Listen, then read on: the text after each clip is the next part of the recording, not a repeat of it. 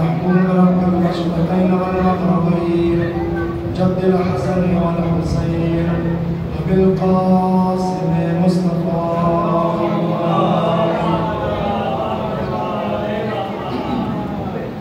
اللهم صل وسلم وزد وبارك على صاحب الدعوة النبوية والسنة الحيدرية والعصمة الفاطمية والحلم الحسنية والشجاعة الحسينية والعبادة السجادية والماسر الباقية والآثار الجعفرية والعلوم القادرية والحجج القدرية والجود التقوية والنقاوة النقدية والهيبة العسكرية والغيبة الإلهية القائمة عليكم السلام.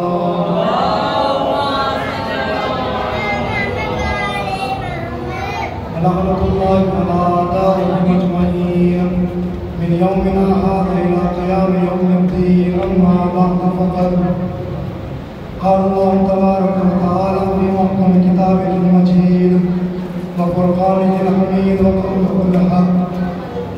بسم الله الرحمن الرحيم. أقم الصلاة لدلوك الشمس إلى غسق الليل وقرآن الفجر إن قرآن الفجر كان مشهودا.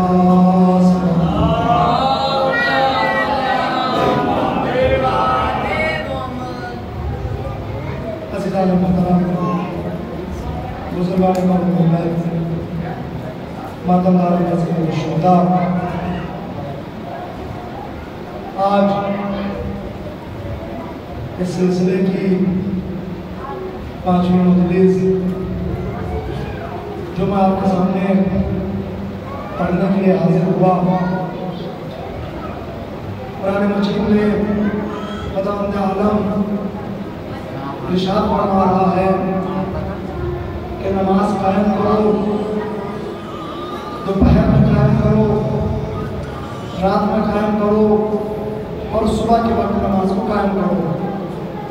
ये नमाज वो नमाज है कि अगर तुमने इस नमाज को अदा किया, इस नमाज को अगर तुमने पढ़ा तो याद रखना मरने के बाद कब्र में जिस जगह पर लोग, कोई भी इंसान ऐसा नहीं होता जो परेशान ना हो, उस जगह पर भी मैं तुम्हारी मदद फरमाऊंगा। ये नमाज वो नमाज है कि अगर तुमने नमाज पढ़ी तो याद रखना तुम इस दुनिया में भी कामयाब रहोगे, उस दुनिया में भी कामयाब रहोगे। ये नमाज वो नमाज है कि अगर तुमने इस नमाज को अदा किया तो फिर तुम्हें खुदावंद आलम उस मकाम तक पहुंचा देगा जिसका तुम तसव्वुर भी नहीं कर सकते। आजकल लोग सोचते हैं कि मस्जिद कौन जाए, नमाज पढ़ने के लिए कौन जाए, कौन इतनी जहमत करे, हमें इससे मिल क्या रहा है। तो याद रखिएगा अगर कोई इंसान नमाज पढ़ता है तो उसे खुदावंद आलम यहाँ भी इज्जत अदा करता है, वहाँ भी इज्जत अदा करेगा। और इंसान आजकल पूरी दुनिया में आप देख लीजिए, सिर्फ और सिर्फ इंसान काम के पीछे भाग रहा है कि मेरा काम है सुबह के वक्त जाना है। अच्छा, इंसान ताज्जुब होता है, एक इंसान की अगर सुबह 6 बजे ड्यूटी हो तो इंसान 5 बजे उठ जाता है कि मुझे 6 बजे ड्यूटी पे जाना है। लेकिन वही अगर उससे कहो आप 5 बजे उठ गए हो, सुबह की नमाज पढ़ो तो उसे मौत आने लगती है, नमाज पढ़ने नहीं जाएगा।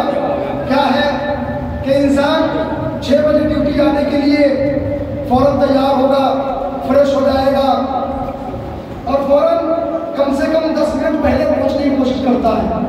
क्या कहता है कि अगर मैं पहले ना पहुंचा, अगर थोड़ा सा लेट हो गया तो मालिक डांटेगा। क्या कहता है? मालिक डांटेगा, मालिक चिल्लाएगा। यहाँ इस दुनिया के मालिक से डर के इंसान 10 मिनट पहले पहुंच जाता है।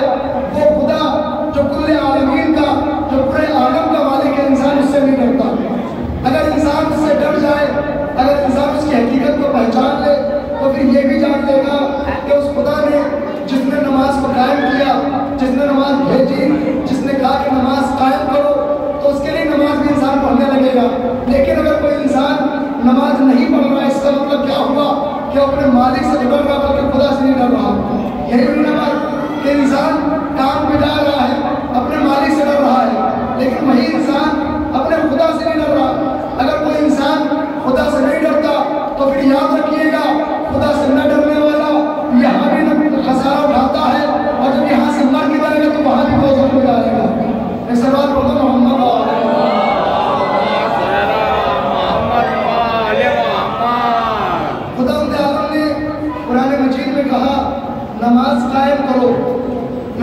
करने के लिए अच्छे लोग सोचते हैं कि नमाज पढ़ेंगे तो इसमें हमारा क्या फ़ायदा है। खुदा ने अपनी इबादत के लिए हमसे कहते हैं कि नमाज कायम करो, क्योंकि इसमें उसका फ़ायदा हो रहा है कि हम उसकी इबादत करेंगे। अगर कोई मालिक कहते हैं कि मेरा ये काम करो तो इसका मतलब फ़ायदा उस मालिक का हो रहा है, इसीलिए मालिक कहते हैं कि नमाज करो, ये काम करो तुम। ऐसे हम सोचते हैं कि हम अगर नमाज पढ़ेंगे तो इसमें क्या है, इसमें खुदा का फ़ायदा है। लेकिन खुदा क्या कहता है, मैंने नमाज को कायम करने के लिए कहा क्योंकि इसमें तुम्हारा फ़ायदा है। अगर तुमने नमाज पढ़ी तो इसमें तुम्हारा फ़ायदा है। फ़ायदा क्या होगा का फ़ायदा ये होगा, जब तुम मरोगे, जब तुम मेरी बारगाह में आओगे तो उस जगह पर, जिस जगह पर पूरी दुनिया सर झुका कर खड़ी होगी, वहां पर तुम सर उठा के खड़े हो जाओगे। ऐसा बात होगा मोहम्मद गुफ्तगू पहुंची थी कि खुदा आलम ने हमारे नबी को मुबश्शिर शाहिद बनाकर भेजा, नज़ीर बनाकर भेजा। खुदा आलम कहता है इन्ना अर्सलनाका शाहिदन व मुबश्शिरन व नज़ीरा, बेशक हमने अपने नबी को भेजा क्या बनाकर, शाहिद बनाकर, नज़ीर बनाकर भेजा, मुनीर बनाकर भेजा, शाहिद बनाकर भेजा। अच्छा, मुनीर के माने हैं रोशन करने वाला, ठीक है। अगर आप अभी इस वक्त मक्के में जाएं और मक्के से वो रास्ता जो मदीने की तरफ जाता है उस पर आप देखेंगे जैसे अपने यहाँ लिखा रहता है Delhi road, Lucknow road, Muzaffarnagar road, जिस तरीके से लिखा रहता है वहाँ पे भी लिख रखते हैं मसलन मक्का रोड, करबला रोड, मक्का रोड, इस तरीके से वहाँ भी लिखी रहती है। वो अलग अलग अरबी में लिखा रहता है क्योंकि वहाँ अरबी है। इसी तरीके से मोहम्मद ने लिख रखा है मदीनतुल मुनव्वरा, बहुत तवज्जो चाहिए, क्या लिख रखा है मदीनतुल मुनव्वरा। मुनव्वरा मतलब क्या हुआ, यानी रोशन, रोशन शहर। तो मुझे ये समझ नहीं आता जो मदीना नबी के आने से रोशन हो गया, लोग कहते हैं वो नूर नहीं थे, वो नबी जिसके आने से शहर रोशन हो जाए, क्या वो खुद रोशन नहीं होगा? हमारा नबी वो नबी है, उस नबी की जात है, ऐसा नबी है कि जो नूर बनाकर भेजा गया, सबकी हिदायत के लिए भेजा गया, सबकी हिदायत के लिए भेजा गया। वो नबी आया ताकि हमें बता सके लोगों से बात कैसे करनी है। वो नबी आया ताकि हमें बता सके कि हमें लोगों से बात कैसे करनी है, हमें खाना किस तरीके से खाना है, हमें अपनी बच्चों के साथ कैसे सलूक करना है, हमें अपने बच्चों को अखलाक किस तरीके से सिखाना है।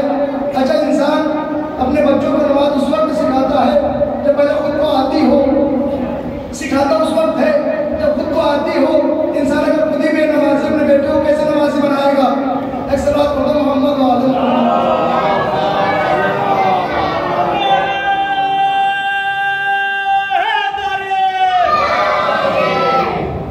इंसान को पहले खुद को नमाजी बनना पड़ेगा। भाई बच्चा क्या होता है, मैंने उस दिन से किया, तो बच्चा होता है बाप का जुज़। मैंने उस दिन अलैहिस्सलाम की मिसाल दी थी, बच्चा होता है बाप का जुज़। जो बाप करता है वही देखकर बच्चा करता है। वो अलग बात है, कुछ बच्चे ऐसे थे कि जो जिनका बाप बहुत ही गलत सोबत में था, लेकिन उनके बच्चे मौला अली अलैहिस्सलाम की खिदमत में आकर मौला अली अलैहिस्सलाम का साथ दिया करते थे। लेकिन सबके बच्चे ऐसे नहीं हुआ करते। अगर अपने बच्चे को अच्छा बनाना है तो पहले खुद को अच्छा बनना पड़ेगा, क्योंकि अगर आप खुद अच्छे रहेंगे तो आपका बच्चा अच्छा नहीं बन सकता। ऐसा बात होता है मोहम्मद वाले।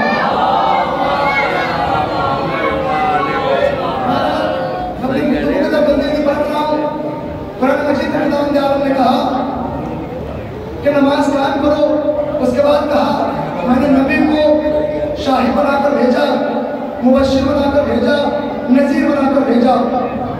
हो गई बात, मैंने एक माना किया रोशन, रोशन करने का अरबी में एक माना यानी मुनव्वर। रोशन क्या है? मुनव्वर। लेकिन रसूल को क्या कहा? मुनीर। मुनव्वर यानी रोशन, मुनीर यानी रोशन करने वाला। इसी तरीके से एक लफ्ज़ है मोहम्मद महमूद, जो मेरी बहस चल रही है महमूद, मोहम्मद। महमूद कौन है? क्या महमूद है खुदावंद आलम। मोहम्मद कौन है? क्या मोहम्मद खुदावंद आलम का भेजा हुआ नबी। लेकिन यहाँ पर मैं एक शौक करने वाली बात आपको बताऊँ, मोहम्मद के माने ज़्यादा फजीलत वाला, ज़्यादा हमद वाला, महमूद के माने हैं कम हमद वाला।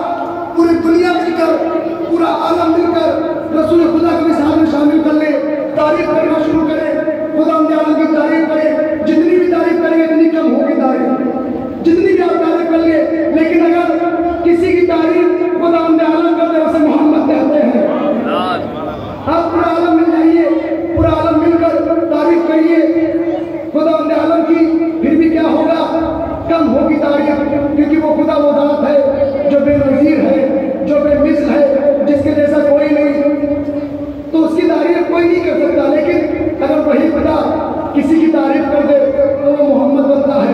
अच्छा, एक मोहम्मद लफ्ज़ है, एक अहमद लफ्ज़ है। रसूल खुदा के नामों में से क्या है? एक नाम है अहमद, एक नाम है मोहम्मद। अहमद के माने यानी तारीफ करने वाला। इसी तरीके से उस जमाने में जब जनाब ईसा आए, उन्होंने कहा कि मेरे बाद एक नबी आएगा जिसका नाम अहमद होगा। बहुत तवज्जो चाहिए, मेरे बाद एक नबी आएगा जिसका नाम अहमद होगा। कुरान मजीद में आयत मौजूद है, मेरे बाद एक नबी आएगा जिसका नाम क्या होगा? कि जिसका नाम अहमद होगा। लेकिन रसूल खुदा का नाम क्या रखा गया?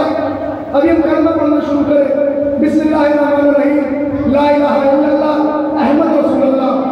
आप सबके सब मेरा मेहमान पढ़ देंगे, ये कलमा आप गलत पढ़ रहे हैं। आप मौलाना होकर कलमा गलत पढ़ रहे हैं। क्यों भाई गलत क्यों पढ़ रहे हैं? मोहम्मद का नाम मोहम्मद भी है, मोहम्मद का नाम अहमद भी है। हम मोहम्मद रसूलुल्लाह छोड़ के अहमद रसूलुल्लाह पढ़ रहे हैं, इसमें क्या गलत है? क्या जैसा कलमा है वैसा पढ़िए। बहुत तवज्जो चाहिए, जैसा कलमा है वैसा कलमा पढ़िए। अगर वैसा कलमा नहीं पढ़ा तो इसका मतलब आपने कलमा सही नहीं पढ़ा, आपने कलमा सही नहीं पढ़ा। अच्छा, नाम मोहम्मद रखा किसने? का नाम मोहम्मद रखा जनाब अबू तालिब ने। बहुत तवज्जो चाहिए, खुदा आलम कहता है ये जो नाम मोहम्मद था ये किसी नबी को नहीं पता था, इसे मैंने लोहे महफूज में छुपा के रखा था। जो चीज लोहे महफूज में छुपी हुई रखी थी उसे अबू तालिब कैसे जान गए? बहुत तवज्जो चाहिए, जो चीज जनाबे जो चीज खुदा आलम ने लोहे महफूज में छुपा के रखी हो, लोहे महफूज कहाँ है? कहाँ? आसमान के ऊपर। इंसान की नजरें आसमान को नहीं देख सकती, तो आसमान पर लिखी हुई चीजें कैसे पढ़ सकता है? इंसान की नजरें आसमान को नहीं देख सकती, क्योंकि आसमान के पहले बादल है। आपकी नजर जो पड़ती है वो बादल के ऊपर पड़ती है। जब इंसान की नजर आसमान तक नहीं पहुंच सकती, तो अबू तालिब ने जनाब रसूल खुदा का नाम मोहम्मद रखा कैसे? इसका मतलब ये हुआ अबू तालिब की निगाहें लोहे महफूज में पड़ रही थी और जान नहीं थी। खुदा चाहता है कि मोहम्मद का नाम मोहम्मद पढ़ दो, मोहम्मद।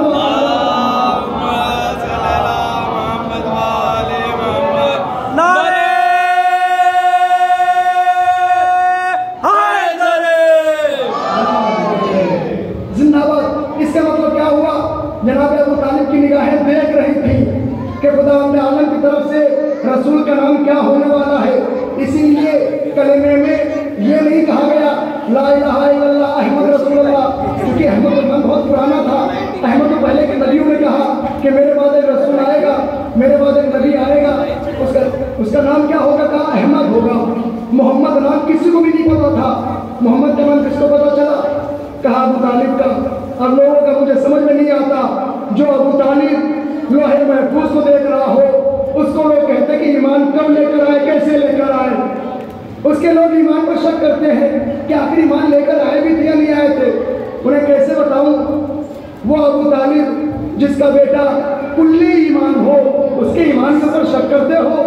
एक सलात पढ़ दो, मोहम्मद व आले मोहम्मद।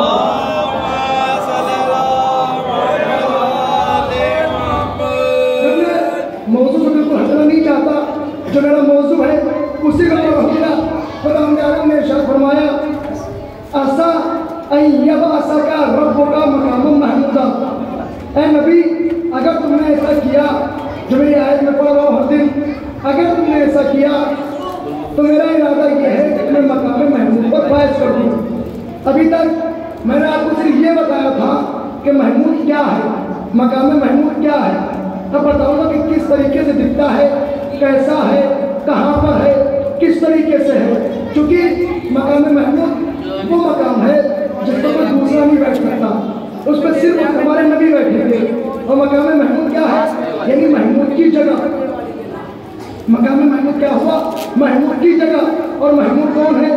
क्या महमूद खुदा आलम है। अगर खुदा आलम महमूद है तो उसकी जगह पर भी रसूल कैसे बैठेगा?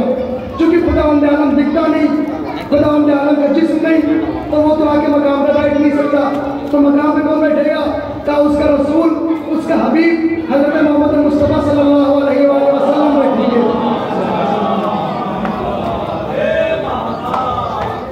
अच्छा, मकाम महमूद ऐसी जगह है कि जो इस दुनिया में नहीं है। सैयद खुदावंद आलम ने कहा कि मैं तुम्हें मकाम महमूद पर फायज कर दूंगा। हर जगह कह रहा है नबी हमने तुम्हें फला चीज अता कर दी, फला चीज दे दी, हमने तुम्हें फला चीज दे दी, हमने तुम्हें सब कुछ दे दिया, कुछ भी नहीं बचा जो रसूल के पास ना हो। हर एक चीज रसूल के पास मौजूद है, हर एक चीज मौजूद है। तो भी ये कौन सा मकाम है जिसकी खुदावंद आलम बात कर रहा है कि अगर तुमने नमाज पढ़ी तो मैं तुम्हें मकाम महमूद पर फायज कर दूंगा। इसका मतलब क्या हुआ कि ये मकाम दुनिया का मकाम नहीं है, बल्कि ये मकाम आखिरत का मकाम है। अगर मैं जल्दी से गुफ्तगू को आगे बढ़ाऊँ क्योंकि वक्त बड़ी तेजी से गुजरता है, वो मकाम तो जो मकाम जिसकी बात खुदावंद आलम कर रहा है वो मकाम के पास पहुंचो। या रसूल अल्लाह ये कौन सा मकाम है जिसकी खुदा बात कर रहा है? रसूल खुदा कहेंगे मरने के बाद हश्र का मैदान होगा जहाँ पर बाप बेटे का नहीं होगा, बेटा बाप का नहीं होगा, दोस्त दोस्त का नहीं होगा। लोग अपने बाप को देखेंगे तो दूर भागेंगे, लोग अपने बेटों को देखेंगे तो दूर भागेंगे। उस मकाम पर जहाँ पर कोई किसी का नहीं होगा वहाँ पर सबके सब उम्मीद लगाए बैठे होंगे कि रसूल के पास चलो उनसे शिफात करवाएंगे। बहुत तवज्जो चाहिए, रसूल के पास चलो उनसे शिफात करवाएंगे। अब अच्छा एक बात बताइए, वो लोग जो शिफात के मुमकिन है वो किसके पास जाएंगे? हम तो चले जाएंगे क्योंकि हम चाहते हैं कि हमारी शिफात होगी। हम वास्ते के भी कायल है, शफात के भी कायल है। अब उन लोगों से जरा पूछिए जो कहते शफात कोई नहीं करा सकता, शफात कोई नहीं करा सकता। आओ हश्र के मैदान में वहां हमसे आके मिलना और कहना शफात कोई नहीं करा सकता। हमारी शफात कराने के लिए रसूल मौजूद होंगे, तुम किससे शफात करवाओगे? मोहम्मद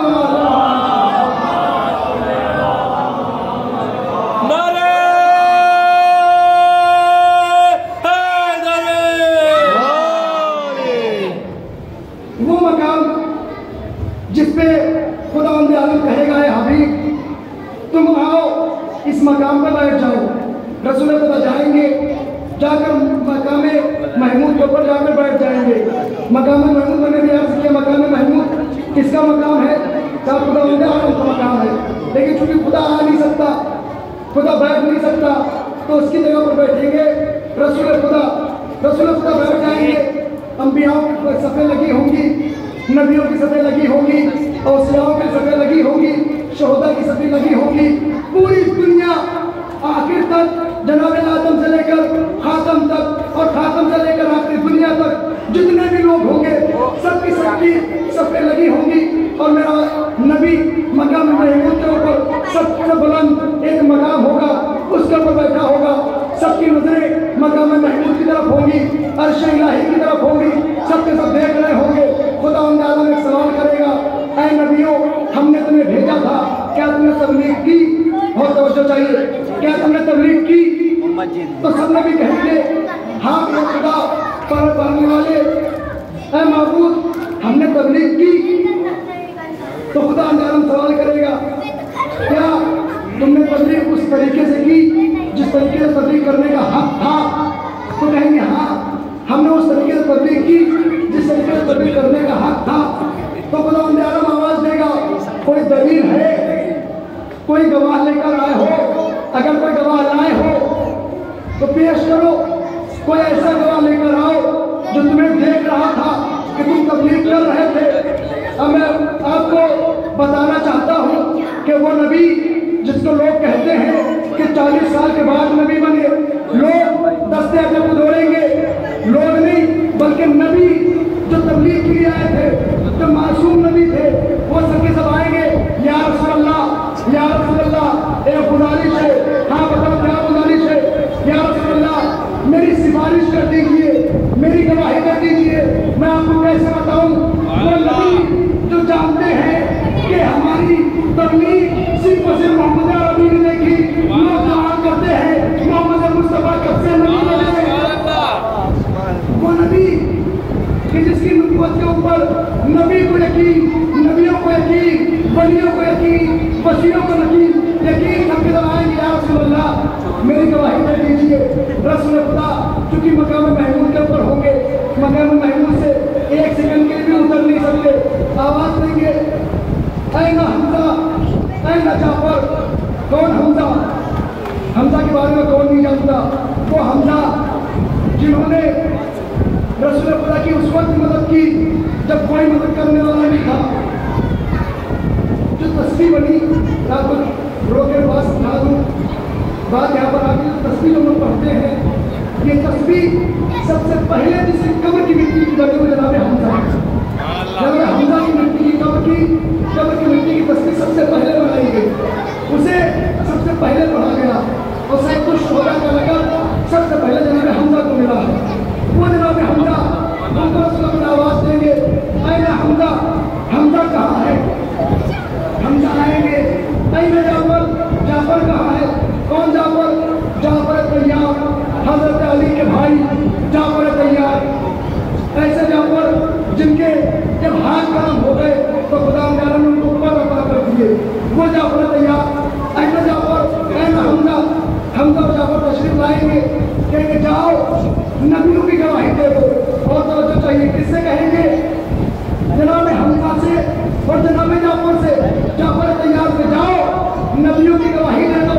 ये आएंगे, आने के बाद पालने वाले मैं गवाही देता हूँ, पालने वाले मैं गवाही देता हूँ अपनी नबी की तरफ से। मेरा नबी कहता है इन नबियों ने तबलीग की, तबलीग की। इन नबियों ने अपने वक्त के ज़माने में, अपने ज़माने में, अपने वक्त में तबलीग की। मुझे समझ में ये नहीं आता वो खुदा जो भेजने वाला है, जिसको सब कुछ पता है, वो गवाही क्यों मांग रहा है? मैं कहूँगा या रसूल अल्लाह, आप हर जगह रसूल खुदा, आप हर जगह अली को आगे आगे करते हैं, यहाँ गवाही के लिए किसी और को भेज रहे हैं। और तो जो चाहिए जरा तो रखिएगा या रसूल अल्लाह, आप हर जगह अली अली को आगे भेजते थे।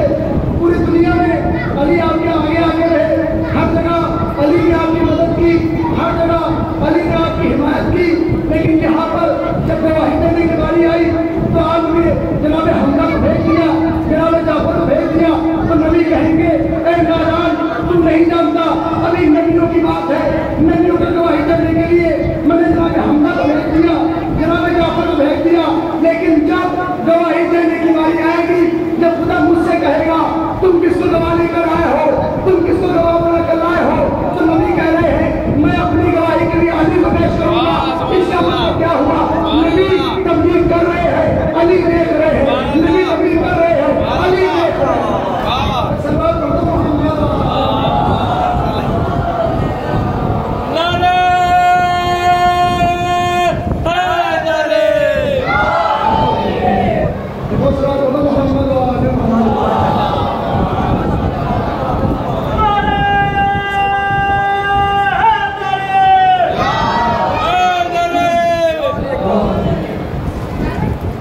रसूल खुदा, आप गवाही देने के लिए अली को भेज दें। अली आपके पीछे खड़े हुए हैं, अली को क्यों नहीं भेज रहे? रसूल ने कहा है नादान, मुझे नहीं पता, अगर मैंने अली को अभी भेज दिया तो फिर मेरी गवाही कौन देगा? मेरी गवाही देने के लिए मैंने अपनी गवाही के लिए अली को रोक रखा है। जब खुदा मुझसे कहेगा है नबी तुमने तबलीग की, कोई गवाह लेकर आओ, तो मैं अली को पेश करूंगा। अच्छा, उस मकाम पर ऊपर खुदा बैठ गए, बैठने के बाद उस मकाम पर वो बैठेगा जो बहदहुल्लाह शरीक होगा, जिसका कोई शरीक नहीं होगा, जो बेनज़ीर होगा। रसूल खुदा बेनज़ीर तो है लेकिन ला शरीक नहीं, ला शरीक सिर्फ उस खुदा मुझे आलम है, जिसका कोई शरीक नहीं, वो सिर्फ उस खुदा है।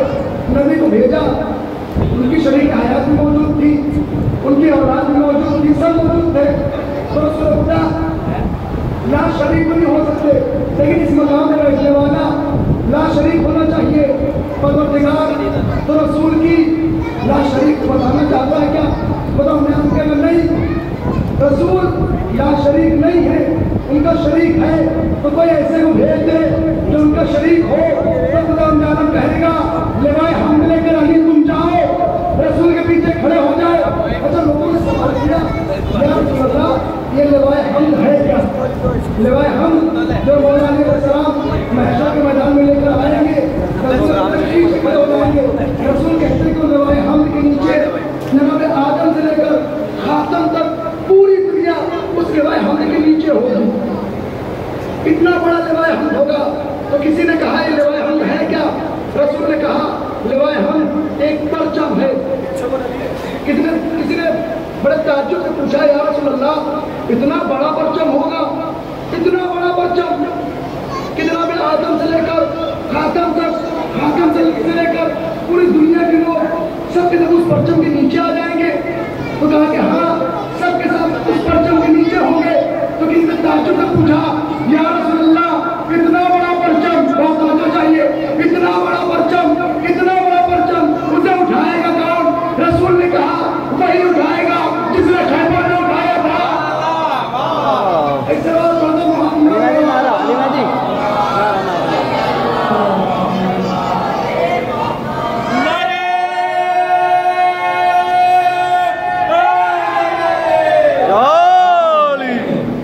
इतना बड़ा परचम।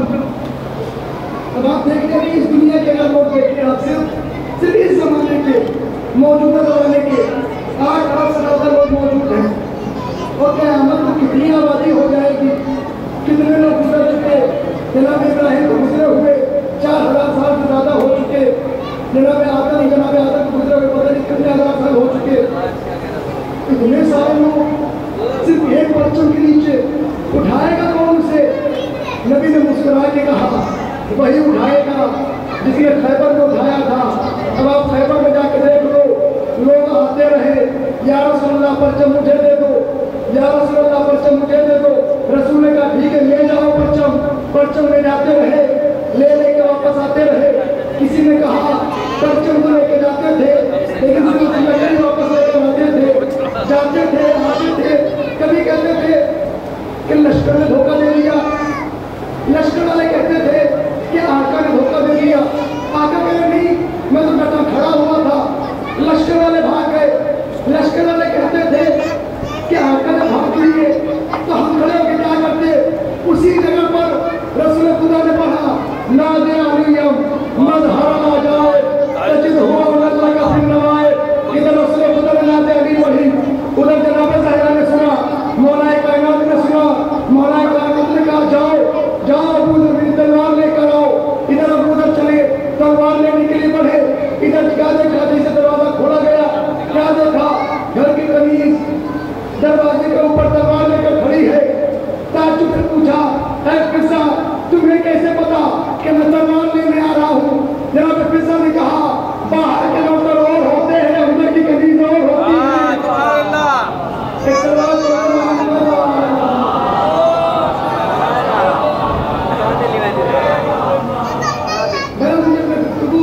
जो मेरे चल रही उससे अलग नहीं हटना चाहता, चूंकि अगर जंगल खैबर की तरफ चला गया तो मेरा मौजूद तो अलग ही बात बन जाएगा और मुझे अपने मौजूद पे रहना है। परवरदिगार उस मकाम महमूद के ऊपर नबी को तुमने बिठा दिया, उनके पीछे अली को खड़ा कर दिया। अली को खड़ा करने के बाद अली ने अपने हाथ में उस परचम को रखा, जो परचम किसी के बस की नहीं थी कि कोई उठा सके, क्योंकि उस परचम को सिर्फ वही उठा सकते थे और यदुल्लाह हो, और यदुल्लाह सिर्फ मौलाए कायनात है, उनके अलावा कोई नहीं। उस परचम को उठाए हुए या रसूल अल्लाह सबके सब आपके परचम के नीचे हैं। आपकी गवाही देने के लिए अली मौजूद है। अली की गवाही देने के लिए कौन मौजूद है? क्योंकि अली आपके बाद आपके वली थे, आपके जानशीन थे। अली की गवाही कौन देगा? रसूल फरमाएंगे अली मेरी गवाही देगा, मैं अली की गवाही दूंगा। क्योंकि हमारी और अली की एक ही जात है, हम दोनों एक ही मुंह से खल्क हुए, तो हमारी गवाही कोई और नहीं दे सकता। हमारी गवाही सिर्फ और सिर्फ अली दे सकते हैं। अली की गवाही कोई और नहीं दे सकता। अली की गवाही सिर्फ और सिर्फ मैं दे सकता हूँ। इसीलिए एक जगह पर रसूल खुदा ने इरशाद फरमाया कि मुझे और अली को किसी ने नहीं पहचाना, अगर किसी ने पहचाना तो सिर्फ और सिर्फ खुदा की जात है। खुदा को किसी ने नहीं पहचाना, अगर किसी ने पहचाना तो सिर्फ और सिर्फ मैंने और अली ने पहचाना। और मुझे किसी ने नहीं पहचाना, सिर्फ और सिर्फ दो जात ने पहचाना, एक खुदा की जात है, एक अली की जात है। या रसूल अल्लाह आपको पूरी दुनिया पहचान रही है, आपको पूरी दुनिया जानती है। ये पहचानना कैसा हुआ कि जो सिर्फ सिर्फ आप कह रहे हैं कि या तो खुदा ने पहचाना या तो मैंने पहचाना। किसी ने कहा रसूल खुदा ने कहा तू नहीं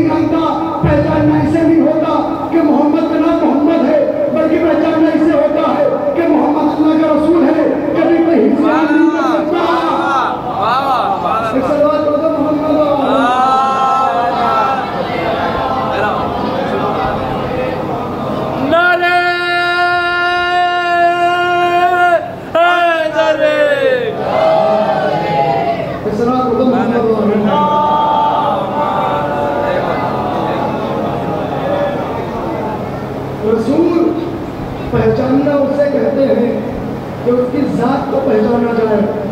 अगर आपने किसी की ज़ात को पहचान लिया, मतलब क्या हुआ कि आपने उस शख्स को अच्छे से पहचान लिया। इसलिए एक जगह पर कहा गया कि अगर तुम खुदा को पहचानना चाहते हो तो पहले अपनी जात को पहचानो। अगर तुमने अपनी जात को पहचान लिया तो खुदा को भी पहचान लिया। अगर तुमने अपने नफ्स को पहचान लिया तो खुदा के भी नफ्स को पहचान लिया। जो इंसान अपने आप को ही ना पहचान सके वो खुदा आलम कैसे पहचान सकता है?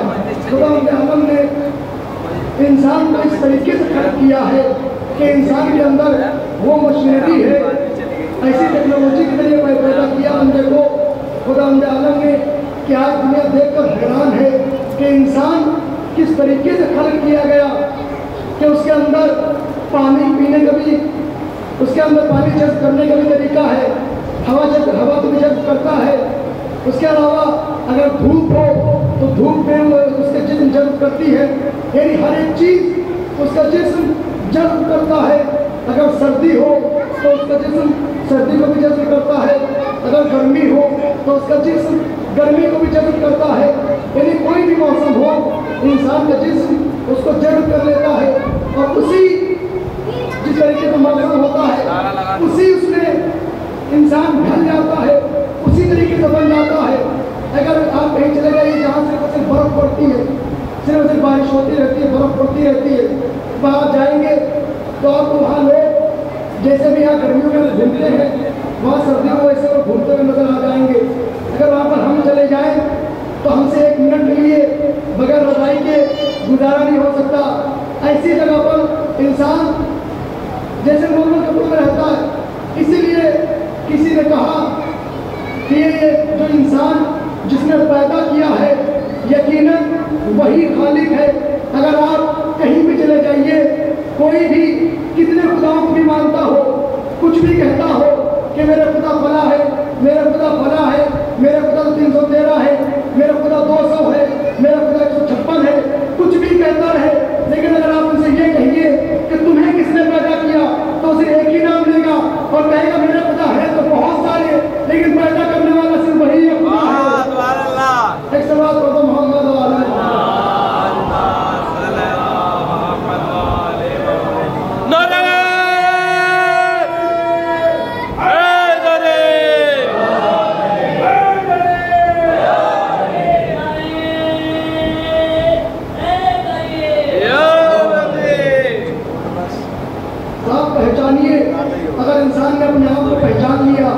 तो खुदा आलम को भी पहचान लेगा। अगर कोई इंसान अपने आप को नहीं पहचान सकता तो खुदा आलम को कैसे पहचानेगा? और खुदा को पहचानने के लिए अगर आप चाहते हैं खुदा आलम को पहचाने तो सबसे पहले अपने आप को मुत्तकी बनाना होगा। और इंसान मुत्तकी अपने आप को कैसे बनाता है? आओ सबसे पहले मस्जिद में आओ, नमाज पढ़ो, परवरदिगार मैंने गुनाह किए हैं, परवरदिगार मैंने बहुत सारे गुनाह किए, परवरदिगार तू मेरे गुनाहों को बख्श दे, तू रहमान और रहीम है, तू पालने वाला है, तू फल करने वाला है, तू तो वो ज़ात है, तेरी ज़ात वो ज़ात है कि जो इंसानों से इतना मोहब्बत करती है कि इंसान जितनी मोहब्बत इंसान से उसकी माँ करती है उससे कम से कम 70 गुना ज़्यादा मोहब्बत करने वाला खुदा है। अगर माँ एक मरतबा माफ़ी मांगने से माफ़ कर सकती है तो क्या वो ज़ात जो माँ से 70 गुना ज़्यादा मरतबा मोहब्बत करता है क्या वो ज़ात आपको माफ़ नहीं कर सकती?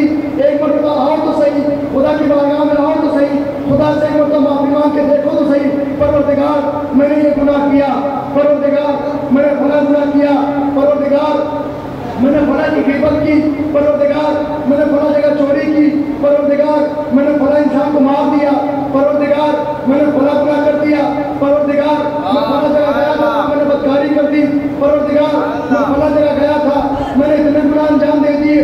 खुदा आलम कहता है कि तुम जितने भी गुनाह करो, जितने भी गुनाह कर लो, किसी इंसान से मत कहना कि मैंने गुनाह किया। अगर तुमने किसी इंसान से बताया कि मैंने फला जगह गुनाह किया था तो याद रखना कि अगर तुमने किसी इंसान को बताया कि मैंने गुनाह किया तो ये बताना भी आपका गुनाह शुमार होगा।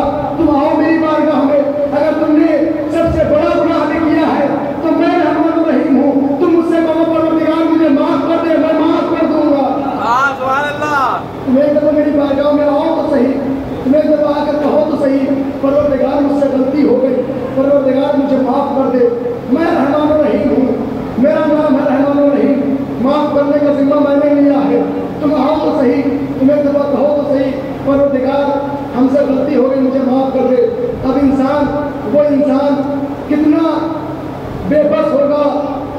बेचारा होगा जिसको खुदावंद आलम कह रहा है कि तुम आओ हम तुम्हें माफ कर देंगे, और वो कह रहा है कि मुझे माफी नहीं चाहिए।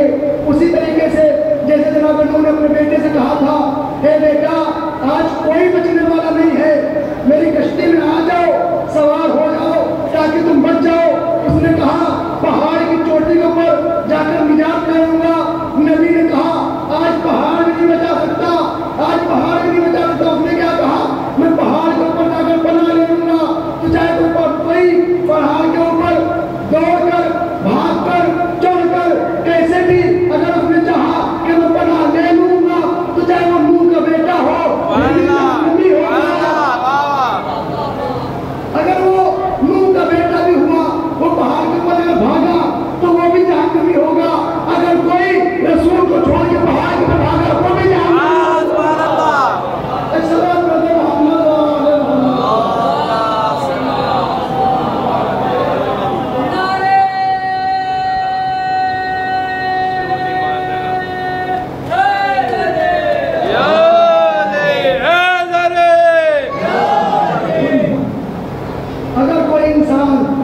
चाहे वो नबी का बेटा ही क्यों ना हो, अगर उसने नबी की बात न मानी, अगर पहाड़ पर गया तो पहाड़ की चोटी से बचा नहीं सकती। अब अगर नबी का बेटा नहीं बच सकता तो नबी का सहाबी कैसे बच सकता है? वो तो नबी का बेटा था। जनाब नूह ने कहा परवरदिगार ये मेरी अहल से है। खुदा ने कहा जो नबी की बात न सुने वो नबी के अहल से नहीं होता। अब मैं आगे का लफ्ज नहीं कहूँगा क्योंकि थोड़ा सा डार्क हो जाएगा। मैं नहीं चाहता उस लफ्ज को कहूँ कि जो इंसान सुनने के बाद कहे ये तो कुछ ज़्यादा ही हो गया। तो बहरहाल मैं जुमला नहीं कहना चाहता, आप लोग समझदार है, आप लोग कुछ समझ लीजिएगा। तो चाहे नबी का बेटा हो, चाहे नबी की उम्मत हो, चाहे नबी का कोई करीबी सहाबी हो, अगर वो नबी की बात झुठला कर, अगर नबी की बात न मानकर पहाड़ पे भागा है तो कल भी जहन्नमी था, आज भी जहन्नमी है। अब मैं अपनी गुफ्तगू को ज़्यादा आगे नहीं ले जाना चाहता, वक्त काफ़ी ज़्यादा हो गया है। आज 4 मुहर्रम तमाम हो गई और 4 मुहर्रम में रिवायात के जुमले हैं कि करबला के मैदान में क़यामत हुसैनी लगा दिए गए। सब बच्चे सुकून से अपने अपने खैमों में मौजूद थे। एकदम से जनाब ज़ैनब का दिल परेशान हुआ। है फिजा जाओ जाकर देखो तो सही क्या बाहर हो रहा है। इतने घोड़ों की हिलनाएं की आवाज़ आ रही है, जाकर देखो तो सही कौन आया है। क्या कोई हुसैन की मदद करने के लिए आ गया? क्या कोई ऐसा आ गया कि जो हुसैन की मदद करने के लिए आया हो? जैसे जनाब फिजा बाहर गई, बाहर से जब पलट के आई, है शहजादी हुसैन का कोई चाहने वाला तो नहीं आया, लेकिन जो हुसैन के गले पर खंजर चलाएगा वो आ गया। जला खुदा को कोई गम न दे सिवाय गमे मजनून है करबला के। ऐ शहजादी सुनने में आया है कि शिमर आ गया है। किस कौन शिमर? वो शिमर जिसने अपने कुंद खंजर से हुसैन के गले को काट दिया। है शहजादी शिमर आ गया। शहजादी कहती है आज मुझे यकीन हो गया कि मेरा भैया नहीं बचेगा। ऐ शहजादी, ऐ शहजादी, ऐ शहजादी शिमर आ गया। तारीख के जुमले हैं। इमाम हुसैन अलैहिस्सलाम ने देखा, क्या देखा कि शिमर का लश्कर आ गया। शहजादी इमाम हुसैन अलैहिस्सलाम की बारगाह में आई। ऐ भैया, ऐ भैया, ऐ माँ जाए। उधर से सबके चाहने वाले आ रहे हैं। क्या आपका कोई मददगार नहीं? क्या आपका कोई मुनसरियावर नहीं? क्या आपका कोई मददगार नहीं? अगर आपका भी कोई मददगार है आप उसे भी खत लिखो। इमाम हुसैन ने कहा आए अब्बास खत लिखना शुरू करो। अब्बास ने खत लिखना शुरू किया। ऐ हबीब जरा जल्दी आना, ऐ हबीब जरा जल्दी आना, मेरे साथ रसूल की बेटियां मौजूद। जज़ाकुमुल्लाह, खुदा को कोई गम न दे सिवाय गमे मजनून है करबला के। खत लिखना शुरू करो। ऐ हबीब इब्न मज़ाहिर, तुम्हें हुसैन का सलाम हो। ऐ हबीब, मैं करबला पहुंच चुका हूँ। ऐ हबीब, मैं लड़ गया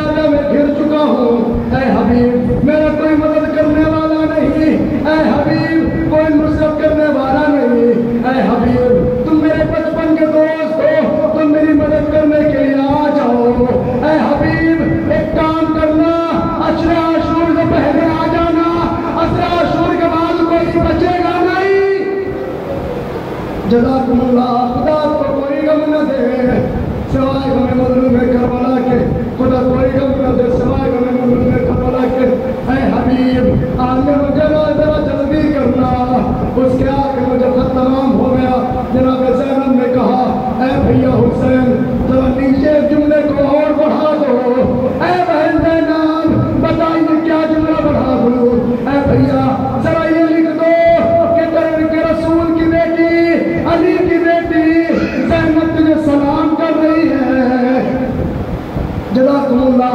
खत जैसे जनाब हबीब ने मज़ाहिर को मिला, हबीब ने अपने घोड़े को तैयार किया। मैं जल्दी जल्दी मसाल को तमाम करूँ। हबीब ने अपने घोड़े को तैयार किया। ऐ गुलाम, ले मेरे घोड़े को ले जाकर बाहर लेकर चला जा। कूफे के हालात बहुत खराब हैं, कोई कूफे से बाहर नहीं निकलने देता। जा मेरे घोड़े को जाकर कूफे के बाहर लेकर जा। अब गुलाम घोड़े को बाहर लेकर आया। हबीब चुनते हुए कूफे के बाहर आए। अब जब बाहर आए तो क्या देखा? घोड़ा अपने गुलाम के साथ में तिलमिला रहा है। गुलाम ने चूना कह रहा है, ऐसे बाबा तू परेशान ना हो, अगर आका नहीं आया तो मैं हुसैन की नुसरत को चलूंगा। जज़ाकुमुल्लाह, जज़ाकुमुल्लाह। खुदा को कोई गम न दे। हबीब लोग कहते हैं, ये कैसा वक्त आ गया कि गुलाम बनने को तैयार है। हबीब घोड़े पर सवार हुए, बड़ी तेजी से करबला की तरफ चले।